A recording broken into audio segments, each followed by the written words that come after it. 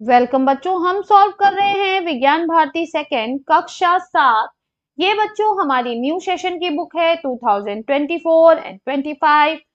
सभी वीडियोस को प्राप्त करने के लिए इस चैनल को बच्चों सब्सक्राइब करिए और बेल आइकन का बटन अवश्य दबाइए। चलिए अपनी क्लास को शुरू करते हैं। इकाई थर्ड, पदार्थ की संरचना एवं प्रकृति। बच्चों, जिस लकड़ी की मेज पर तुम बैठते हो वह क्या है? क्या वह पदार्थ है? पदार्थ द्रव्य वह होता है जो स्थान घेरता है, जिसमें भार हो और जिसका अनुभव हम अपनी इंद्रियों नाक, कान, जीभ, आंख व त्वचा से कर सकते हैं। पदार्थ की तीन अवस्थाएं ठोस, द्रव व गैस होती हैं। वायु, हवा को हम आंखों द्वारा नहीं देख सकते, परंतु उसका अनुभव हम हिलते हुए पत्तों को देखकर कर सकते हैं। आओ अब हम इसको एक प्रयोग द्वारा समझते हैं। तो ये सभी प्रैक्टिकल बच्चों मेरे चैनल के जो है प्लेलिस्ट है इजी साइंस एक्सपेरिमेंट्स, उस पे जाके आप देख सकते हैं। हमारे सिलेबस से जुड़े ज्यादा से ज्यादा प्रैक्टिकल्स को मैंने करवाया है। साथ ही हमारी बुक्स में जो एक्टिविटीज दी हुई हैं उनको भी हमने डिटेल में करवाया हुआ है। तो अगर आप देखना चाहें तो वहां जाके देख सकते हैं। देखिए यहाँ पर एक तरफ फूला हुआ गुब्बारा है और एक तरफ पिचका हुआ गुब्बारा है। ये जो हमारा तराजू है ये फूले हुए गुब्बारे की तरफ झुका हुआ है। ये एक्सपेरिमेंट आप भी अपने घर पे कर सकते हैं बच्चों। एक पतली सी लकड़ी की डंडी के सिरों पर एक तरफ पिचका हुआ तथा दूसरी तरफ फूला हुआ गुब्बारा धागे की सहायता से बांधकर लटकाइए। डंडी के बीचों बीच एक धागा और लगाइए जैसे तराजू को बनाते हैं। देखिए क्या होता है। अब नीचे लिखे हुए प्रश्नों का उत्तर दीजिए। क्या हवा में भार है? तो हाँ है, क्योंकि वो जो तराजू है वो हमारा बीच नीचे झुक गया। तो तराजू किस तरफ झुकेगा बच्चों? तराजू तो उसी तरफ झुकेगा ना जिस तरफ भार होगा। तो यहाँ पे हवा नहीं है, यहाँ पे हवा है और इसी तरफ झुका हुआ है, यानी यहाँ पर भार है। दूसरा हमसे पूछ रहा है कि क्या हवा स्थान घेरती है? तो बच्चों हाँ, हवा स्थान घेरती है। कैसे पता चला? एक पिचका हुआ गुब्बारा है, उसमें कुछ नहीं भरा हुआ। जब हमने उसमें हवा भर दी तो वो कैसा हो जाता है? फूला हुआ गुब्बारा हो जाता है। तो यहाँ पे भरा क्या है? हवा। तो गुब्बारे के अंदर का स्थान किसने भरा? हवा ने भरा। तो इसलिए हम कह सकते हैं कि हवा स्थान घेरती है। नेक्स्ट हमसे कह रहा है अपने आसपास की वस्तुओं को ठोस, द्रव और गैस के आधार पर वर्गीकृत कीजिए। तो ठोस के आधार पर हम देखते हैं अपने चारों तरफ, तो हमें दिखाई देती है पुस्तक, ईंट, पेंसिल बॉक्स।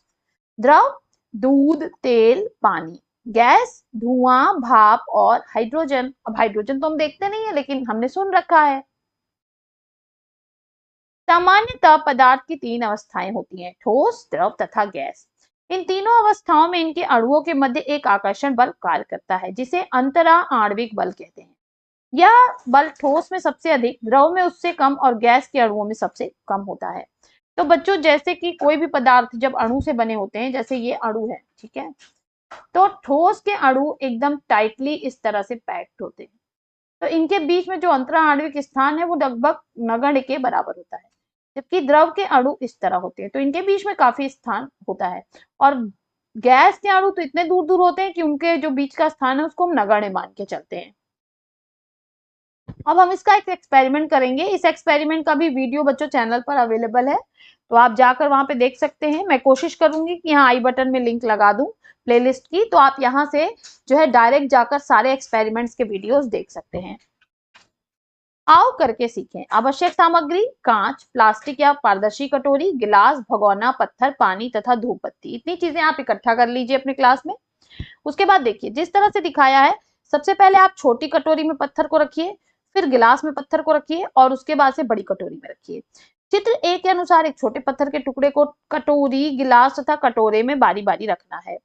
अब हमें इसका उत्तर देना है बच्चों कि क्या ऊपर दिए गए चित्र में ठोस यानी पत्थर का आकार या आयतन बदलेगा, और यदि हाँ या नहीं तो क्यों। तो हमने देखा कि पत्थर के आकार में कोई परिवर्तन नहीं हो रहा। यहाँ भी पत्थर है, यहाँ भी पत्थर है, यहाँ भी पत्थर है, कोई चेंज नहीं हो रहा। तो हमारा उत्तर क्या हो जाएगा बच्चों कि नहीं। ठोस या पत्थर अवस्था में अंतर आणविक बल बहुत अधिक होता है जो अणुओं को आपस में बांधे रखता है, जिससे पत्थर का आकार या आयतन नहीं बदलेगा। नेक्स्ट आप फिगर देख लीजिए। नेक्स्ट हमारा फिगर है पानी का, ठीक है। तो हमने यहाँ पे भी पानी भरा, फिर ग्लास में उसी पानी को भरा, फिर कटोरे में हमने पानी को भरा, ठीक है। सेम पानी है, हालांकि इसमें थोड़ा छोटा दिखाया है। अब चित्र बी के अनुसार तीनों बर्तन में पानी भरते हैं। क्या द्रव या जल का आकार या आयतन बदलता है, हाँ या नहीं, और क्यों?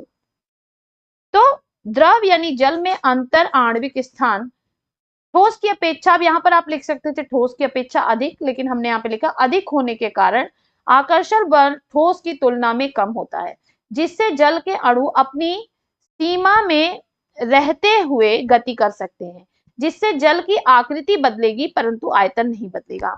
इसको हम इस तरह समझ सकते हैं बच्चों कि अगर 1 लीटर दूध हम भगोने में लें या कटोरे में लें तो रहेगा 1 ही लीटर, 2 लीटर नहीं हो जाएगा बच्चों, या आधा लीटर नहीं हो जाएगा। तो आयतन तो नहीं बदल रहा है, लेकिन जब हम उसे भगोने में डालेंगे तो वो भगोने के शेप का दिखेगा, और अगर हम उसमें कटोरे में डालेंगे तो वो कटोरे के शेप का दिखेगा। तो यानी आकृति में तो परिवर्तन होगा, लेकिन आयतन में कोई भी परिवर्तन नहीं होगा। अगर हम ये माने कि इसमें आधा लीटर जल है तो इसमें भी आधा लीटर ही होगा और इसमें भी आधा लीटर ही होगा। तो आयतन में बच्चों कोई परिवर्तन नहीं हो रहा, जबकि आकृति क्या है, यहाँ पे देखिए कटोरी के आकार का, फिर यहाँ गिलास के आकार का, और यहाँ कटोरे के आकार का दिख रहा है। नेक्स्ट फिगर आप देख लें, क्योंकि इसका जो क्वेश्चन है वो अगले में है। तो यहाँ पे देख रहे हैं आप, कटोरी में धूप जलती जलाई गई, फिर गिलास में जलाई गई, फिर बड़े कटोरे में जलाई गई। अब हमसे कह रहा है कि चित्र सी के अनुसार तीनों बर्तन में बारी बारी से जलती धूप बत्ती रखते हैं। क्या धुआं गैस के आकार या आयतन में कोई परिवर्तन होगा, हाँ, नहीं, और क्यों? धुआं या गैस के अणुओं के बीच की दूरी बहुत अधिक होने के कारण अणुओं के मध्य आकर्षण बल का मान नगण्य होता है, जिससे इसकी आकृति व आयतन दोनों में ही परिवर्तन होगा। नेक्स्ट क्वेश्चन हमसे कह रहा है, नीचे दिए गए गोलों में बिंदी चिपकाइए और ये बताइए कि यह गतिविधि क्या दर्शाती है। तो बच्चों हमको यहाँ पे एक एक करके इसमें बिंदी चिपकानी है, तो आप अपनी बुक में चिपका सकते हैं। यहाँ पे आप कोई भी कलर की बिंदी लाके यहाँ पे चिपका दीजिएगा, ठीक है। यही एक्टिविटी आपको करनी है। और दर्शा क्या रहा है, तो ये बता रहे ठोस के कण, ये बता रहा है द्रव के कण, और ये बता रहा है गैस के कण। नेक्स्ट हमसे कह रहा है कि परमाणु पदार्थ यानी द्रव्य का सूक्ष्मतम कण होता है, जो स्वतंत्र अवस्था में नहीं रह सकता। अधिकतर 2 या 2 से अधिक परमाणु मिलकर परमाणुओं का समूह बनाते हैं, जिन्हें अणु कहते हैं, जैसे जल, नमक आदि। अब ये हमें किसी तत्व के परमाणु ए दिखाया है, फिर किसी तत्व के अणु दिखाया है बी, किसी यौगिक के अणु दिखाया है सी, और तत्व और यौगिकों का मिश्रण दिखाया है डी, ठीक है। तो कह रहा है तत्व में केवल एक ही प्रकार के परमाणु होते हैं, जैसे लोहा, तांबा और चांदी। एक ही तत्व के 2 या 2 से अधिक परमाणु मिलकर उसी तत्व का एक अणु बनाते हैं, जैसे ऑक्सीजन, हाइड्रोजन। कई तत्व ऐसे भी होते हैं जिनके एक अणु में केवल एक परमाणु होता है, जैसे हीलियम या नियॉन। 2 या 2 से अधिक तत्व निश्चित अनुपात में मिलकर यौगिकों का निर्माण करते हैं तथा अनिश्चित अनुपात में मिलकर मिश्रण का निर्माण करते हैं, जैसे जल और नमक। अब कह रहा है कि ऊपर दिए गए चित्र में से कौन सा चित्र H2 का हो सकता है। तो H2 में बच्चों 2 अणु होंगे सेम टू सेम, तो ये फिगर हमारा बी वाला दिख रहा है, तो हम इसमें लगाएंगे कि बी। फिर कह रहा है कि ऊपर दिए गए चित्र में कौन सा चित्र NH3 का हो सकता है, यानी 1 नाइट्रोजन और 3 हाइड्रोजन। तो हम देख पा रहे हैं कि ये एक यौगिक है और ये चित्र हो सकता है हमारा सी वाला, तो हमने यहाँ पे फिलअप कर दिया सी। नीचे दिए गए चित्र के अणुओं को देखकर बॉक्स में उनका फॉर्मूला बनाइए। तो देखिए यहाँ पर हमें 2 अणु हाइड्रोजन दिख रहा है और 1 ऑक्सीजन, तो क्या बनेगा H2O। फिर 1 कार्बन और 2 ऑक्सीजन, तो क्या बनेगा CO2।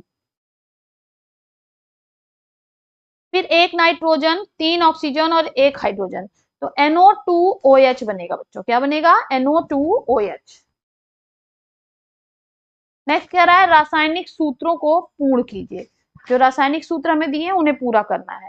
तो देखिए यहाँ पे दिखा है C12, फिर इसमें H22O11, तो हमने भर दिया C12 H22O11। फिर ये है CaCO3 कैल्शियम कार्बोनेट। बच्चों हमारा सुक्रोज का फॉर्मूला है, ये हमारा कैल्शियम कार्बोनेट है। उसके बाद है HNO3, तो HNO3 को हम बोलते हैं बच्चों नाइट्रिक एसिड। नेक्स्ट है Na2CO3, ये बच्चों हमारा सोडियम कार्बोनेट का फॉर्मूला है, जिसको हम धावन सोडा भी कहते हैं। ये बहुत इंपॉर्टेंट है, धावन सोडा भी हम इसको कहते हैं बच्चों। यहाँ पर बच्चों हमारा ये चैप्टर भी समाप्त होता है। फिर मिलेंगे नेक्स्ट वीडियो में एक और लेसन के साथ। तब तक के लिए पढ़ते रहिए, आगे बढ़ते रहिए। बाय बाय बच्चों।